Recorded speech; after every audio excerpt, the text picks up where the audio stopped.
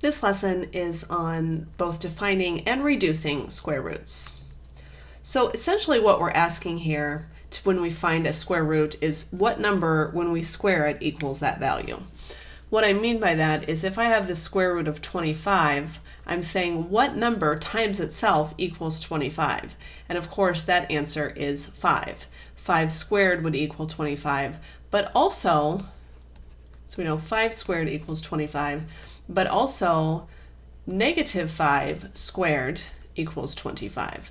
And so when we take the square root, often we're finding both the positive and the negative values. The primary, obviously, is the positive value. Sometimes they're going to write something like negative square root of 25, which means they want only the negative value, which of course would be negative 5.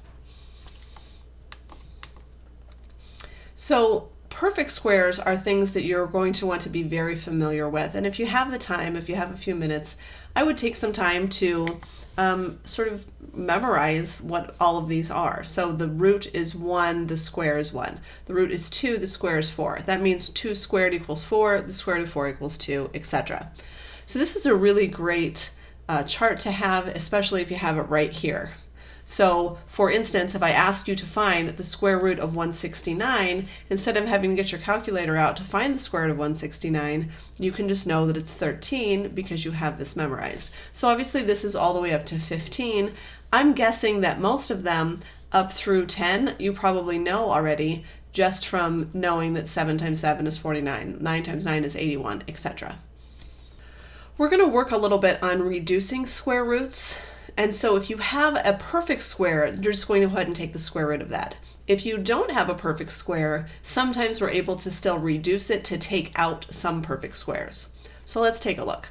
The first one is the negative square root of 16. Well, we know that the square root of 16 is 4, and they only want the negative one, so my answer would be negative 4.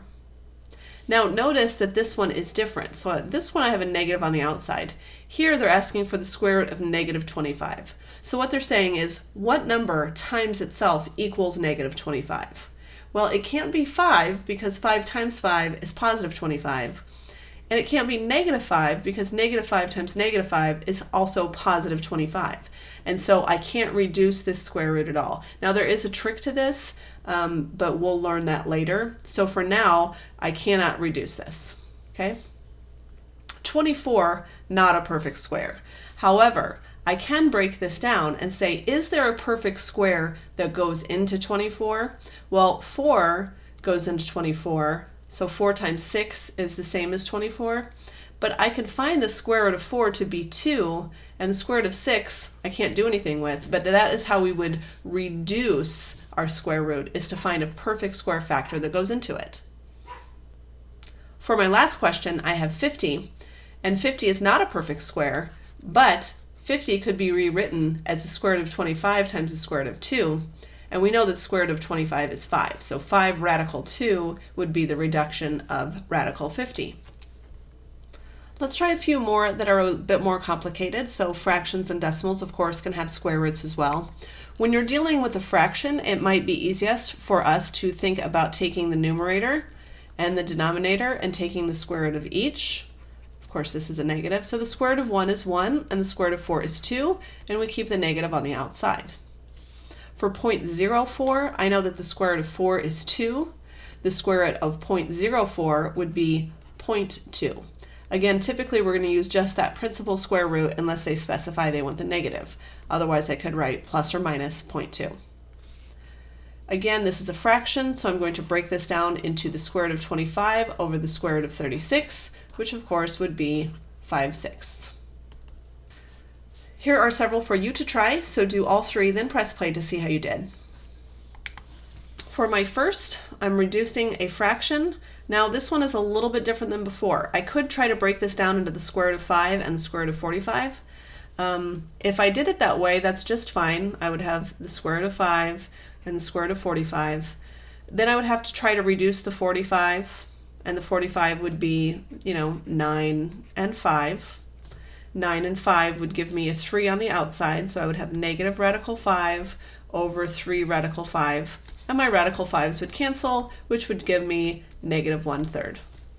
The easier way to do it is to go ahead and reduce this 5/45 before you take the square root. So that would be 1 and 9. So I have the negative square root of 1/9, which of course would also be negative 1/3. So either way works, but obviously this way was a heck of a lot faster.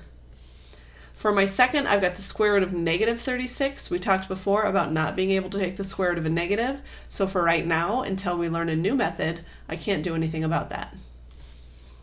Over here, I have the square root of 32, not a perfect square. However, I know that 16, which is a perfect square, goes into 32. And so the square root of 16 is 4.